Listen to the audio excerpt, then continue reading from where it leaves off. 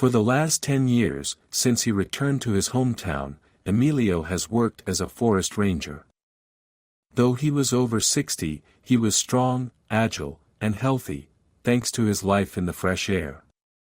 He lived in his parents' house, which he inherited from his mother. The house was a sturdy brick structure that Emilio himself had helped his mother build next to the old, crumbling cabin.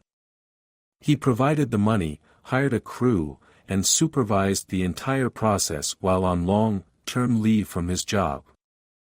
Back then, Emilio had a good salary as a military man, and he wanted his mother to live longer in a comfortable house. Unfortunately, she passed away less than 3 years after moving in, so when Emilio retired, he moved to the village to live there. The only downside was that he had no family left and was living out his days alone. Mr. Emilio had served as a warrant officer on a ship. His wife had left him long ago, tired of waiting for her husband who was away at sea for months at a time. One day, she couldn't take it anymore and left to live with her parents without even leaving a note. When Emilio found out, he was heartbroken, but soon went back to sea. They divorced in absentia, as they had no shared property or children, and Emilio dedicated his life entirely to serving his country. Upon retirement, he felt a strong pull towards his hometown and decided to move to the house he had built for his mother, which turned out to be for himself. During his years of service, he never remarried, and he had no children, at least none that he knew of. Emilio returned to his village, but he couldn't just sit idle. He quickly put the family home in order, and soon a job opportunity arose. The previous forest ranger had passed away, and Emilio was offered the position. He took on the job with great diligence, bolstered by his naval discipline. The locals quickly grew accustomed to their new neighbor and simply called him Emilio. His health allowed him to cover great distances daily.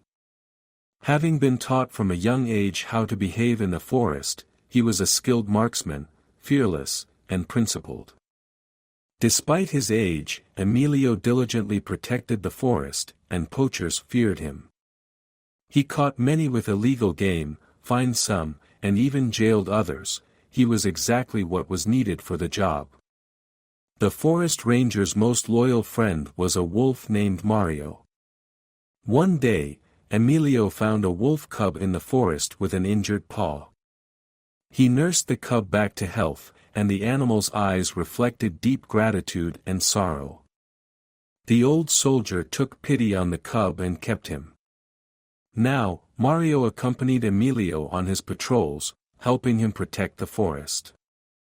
"If only I had been able to become a father," the old man often lamented. However, in his later years, he had gained the most reliable and devoted friend. He treated the wolf as a kindred spirit, almost like family. Every day, Emilio patrolled his assigned sections of the forest. One day, during his rounds, he reached the farthest swamp. Mario, as always, ran ahead, sniffing around.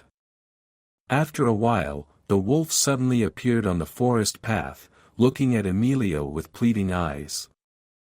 "What's up, buddy? Something wrong? Poachers again?" The wolf moved away and then returned, seeming to call his friend. Emilio nodded and followed. The wolf led him to a clearing where he saw a distant SUV. Beyond the clearing lay the swamp. Emilio shouldered his rifle and cautiously approached the strange vehicle, expecting harm to the forest. Instead, he witnessed a scene that would stay with him for a long time. Two men pulled a pregnant woman from the car. She begged for mercy, kneeling and pleading not to be left there. She swore she knew nothing about any money or a person named Reuben and promised to keep quiet if they spared her. But one of the men ordered her to shut up. Emilio couldn't watch this scene any longer and burst out with his rifle, standing in front of the girl to shield her. The tough guys sized Emilio up and suggested he leave quickly and quietly so they could finish their business and leave too. But the old soldier, who had seen much in his time, wasn't easily intimidated by such tricks, especially knowing he had a loyal helper. He gestured, and at that moment, Mario leaped at the bandits from behind. The men panicked and tried to scramble into their car, but the wolf tackled them, knocking them to the ground. A fierce struggle ensued between the wolf and the men. Eventually, the bandits were subdued, tied up, and loaded into the trunk of their expensive SUV. Emilio drove them to the village and handed them over to the local police officer. "And what should I do with you?" he asked the crying girl. "Please, don't throw me out. I have nowhere to go," she pleaded, then told Emilio her life story. She had lived in a dormitory after leaving the orphanage. She didn't know her parents, her mother had abandoned her in the hospital. Like many orphans, Agata had dreamed her mother would one day find her, but as the years passed, she remained unfound.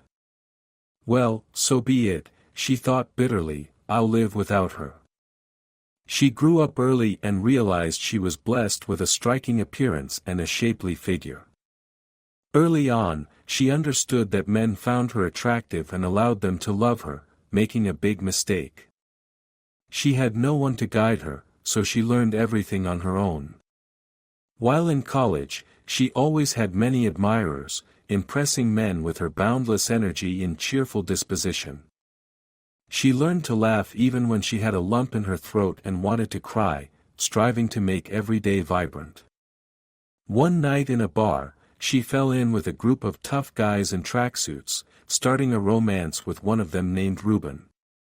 He was rich and fulfilled her every whim. She suspected he was involved in shady dealings, but it didn't bother her, she thought life was good. They moved in together. Soon, she realized she was pregnant. Ruben wasn't thrilled with the news but said nothing. Recently, he disappeared without leaving a note or any warning.